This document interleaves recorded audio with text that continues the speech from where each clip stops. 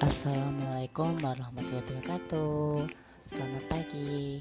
Minggu lalu kita sudah belajar tentang kegiatan ekonomi. Nah, kali ini pembelajaran daring kita mengenai tentang permintaan, penawaran, dan harga.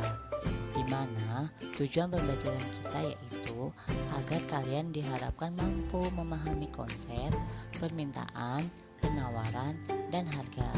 Mari kita simak videonya. Nah, yang pertama, permintaan. Permintaan adalah jumlah barang atau jasa yang ingin dan mampu dibeli oleh konsumen pada berbagai tingkat harga dan pada waktu tertentu. Dalam permintaan ini, di mana permintaan akan barang dan jasa masing-masing seseorang itu tidaklah sama, karena setiap orang itu memiliki kemampuan yang berbeda-beda. Dalam konsep permintaan, terdapat beberapa faktor. Yang pertama, harga barang. Jika harga semakin tinggi, maka permintaan akan barang semakin rendah. Begitu juga sebaliknya, jika harga semakin rendah, maka permintaan akan barang semakin tinggi.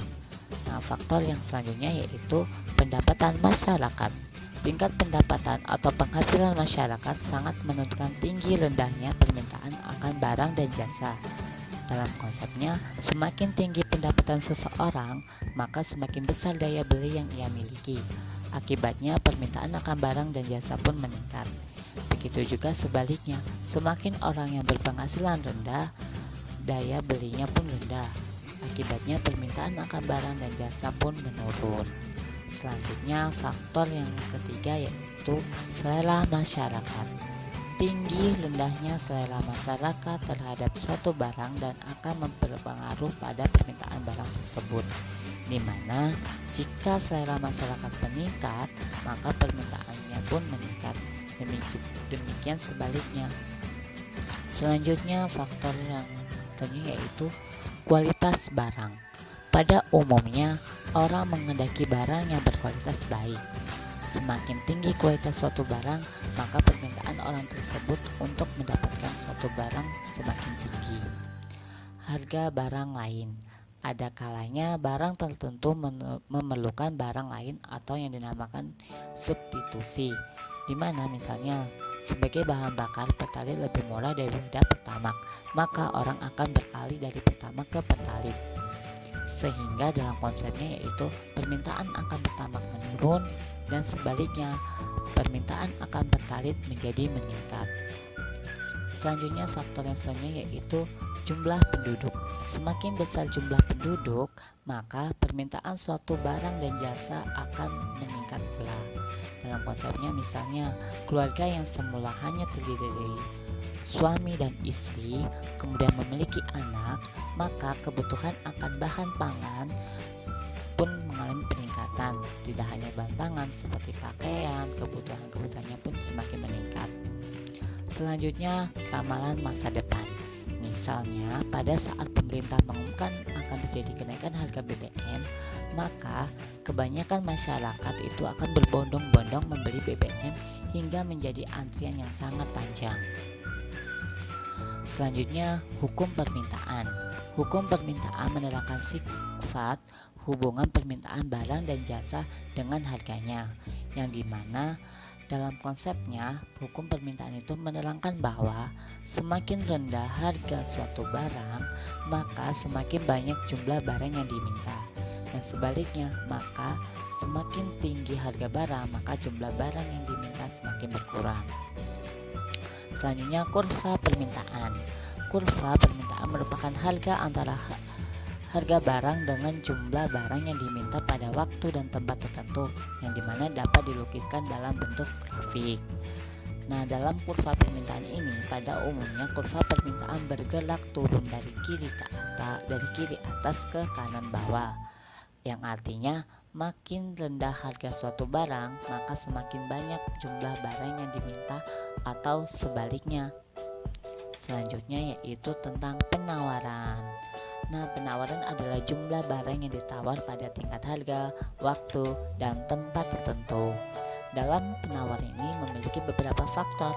Yang pertama yaitu faktor produksi. yang dimana dalam konsepnya ini yaitu besar kecilnya biaya produksi berpengaruh terhadap banyak sedikitnya barang dan jasa yang ditawarkan.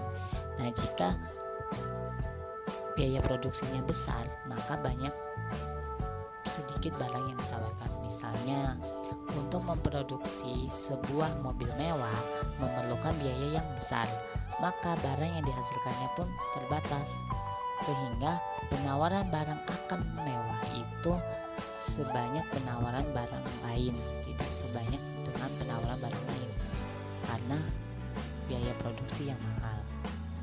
Selanjutnya, faktor tingkat teknologi. Kegiatan produksi yang hanya mengandalkan tenaga manusia biasanya menghasilkan barang yang terbatas, berbeda dengan menggunakan tenaga mesin yang dapat menghasilkan barang dalam jumlah besar. Nah, faktor yang ketiga yaitu harapan akan mendapatkan laba.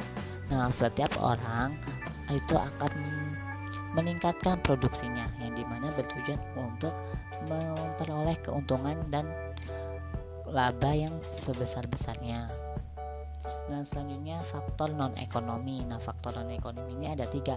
Yang pertama bencana alam, yang kedua larangan impor, dan yang ketiga kebijakan pemerintah. Nah, kesemuaan itu akan mempengaruhi pada penawaran. Selanjutnya hukum penawaran. Hukum penawaran menyatakan jika harga barang naik, maka jumlah barang yang ditawarkan akan bertambah. Dan sebaliknya, jika harga barang turun, maka jumlah barang yang akan ditawarkan pun akan berkurang. Berbeda dengan permintaan ya kalau hukumnya itu. Nah, selanjutnya setelah ke hukum kita akan masuk ke kurva penawaran. Nah, kurva penawaran merupakan hubungan antara barang dengan jumlah barang yang ditawarkan pada waktu dan tempat tertentu dapat diklasifikasikan dalam bentuk grafik. Nah, yang dimana pada umumnya kurva permintaan itu bergerak naik dari kiri bawah ke kanan atas. Nah, di mana kondisi tersebut menandakan bahwa semakin tinggi harga suatu barang, maka semakin banyak jumlah barang yang ditawarkan. Selanjutnya, setelah masuk ke penawaran, kita masuk ke harga keseimbangan. Perhatikan, jika ibu sedang berbelanja di pasar tradisional, apa yang dilakukan ibu saat membeli suatu barang? Mengapa harga barang di pasar tradisional itu beraneka ragam meskipun kualitasnya sama? Nah, di mana belanja di pasar tradisional itu memerlukan keahlian tersendiri, khususnya dalam hal melakukan tawar-menawar. Hal ini dikarenakan di pasar tradisional pembeli memiliki kesempatan dalam menentukan harga suatu barang melalui proses tawar-menawar secara langsung dengan penjual. Dari proses tawar-menawar tersebut, nampaknya adanya kesepakatan di mana pembeli berusaha meningkatkan harga tawaran dan penjual berusaha menurunkan harga dari tawaran semula, sehingga akhirnya ditentukan titik temu harga tertentu sehingga sebagai hasil kesepakatan penjual dan pembeli. Dari situlah harga yang disepakati itulah yang dinamakan harga keseimbangan. Jadi, pengertian harga keseimbangan adalah harga kesepakatan antara penjual dan pembeli yang tercipta melalui proses tawar-menawar. Demikianlah pembelajaran kita hari ini mengenai permintaan, penawaran, dan harga. Semoga kalian dapat memahaminya ya. Sampai jumpa di pembelajaran selanjutnya. Wassalamualaikum warahmatullahi wabarakatuh.